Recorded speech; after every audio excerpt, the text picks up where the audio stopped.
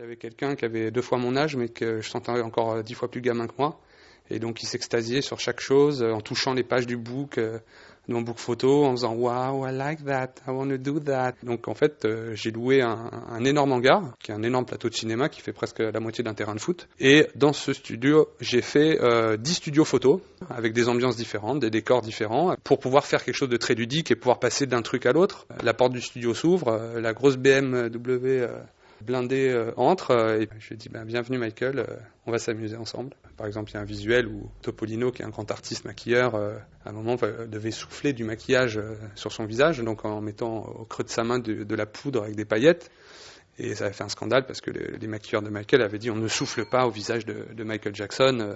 Mais voilà, avec Michael, c'était toujours très drôle, quoi. Il y a un truc que je trouvais aussi assez étonnant, c'est sa faculté de concentration. Je sais que par exemple, il y a des maquillages qui prennent des heures à être réalisés. Et souvent, les mannequins, à un moment, ont besoin de marcher, de prendre l'air et tout ça. Et Michael, lui, pouvait rester pendant 2 heures à se fixer dans le miroir sans bouger d'un millimètre. Il y a plusieurs looks. Donc la photo avec l'œil bleu, qui moi fait penser un peu à un clown triste. J'avais vraiment envie que le grand public découvre cette image, surtout pour l'anniversaire de sa mort. Cette image, pour moi, elle est destinée aux fans, elle est destinée à tous ceux qui aiment Michael. Cette image du clown triste, moi, me bouleverse toujours. Elle est pure, c'est une belle veste, c'est une idée de maquillage, du graphisme, de la poésie et du minimalisme. Et puis j'adore moi son regard par terre, ce côté clown triste, un peu devant l'éternel, qui fait un peu son au revoir, son salut.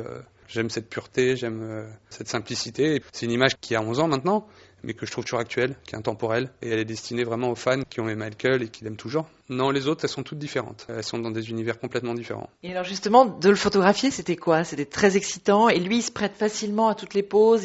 Ouais, mais il fallait quand même le diriger. Par exemple, la photo de l'œil bleu, la première qui sort, pour moi, ça, c'est vraiment du portrait très classique. Là, j'attendais pas grand-chose de lui, si ce n'est de l'émotion avec ses regards. Et puis après, il y a d'autres photos où là, pour le coup, je l'ai fait danser. J'ai même eu un peu de mal parce qu'il fallait le suivre. Quand je lui disais va à droite, va à gauche, fais des pas de danse, en 1 seconde, il avait fait 4 mètres. Donc, j'étais pas habitué aux photos de sport, mais là, il a fallu que je le suive, quoi. Donc, c'était.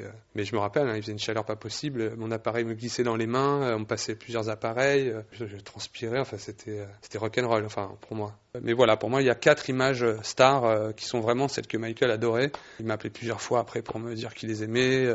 Il était ravi, en tout cas. Et puis, forcément, j'avais toujours en tête ces photos-là. Puis en me disant, elles vont sortir un jour, elles vont sortir un jour, elles vont sortir un jour. Jusqu'au jour où j'apprends, il y a presque 1 an de ça, que Michael est décédé. On veut pas les sortir tout de suite. On veut pas surfer sur le côté morbide. On va prendre notre temps.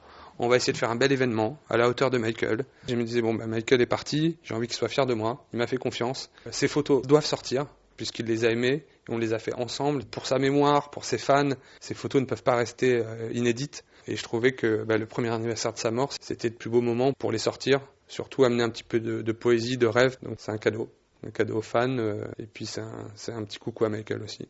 Et de lui, vous gardez le souvenir vraiment d'un homme adorable. Un amour, une gentillesse, une douceur, une élégance. Voilà, j'ai jamais rencontré personne sur Terre comme ça. Jamais. Avec une manière de bouger, une grâce, la grâce du danseur, quoi. Et puis drôle, et puis simple, pas prétentieux.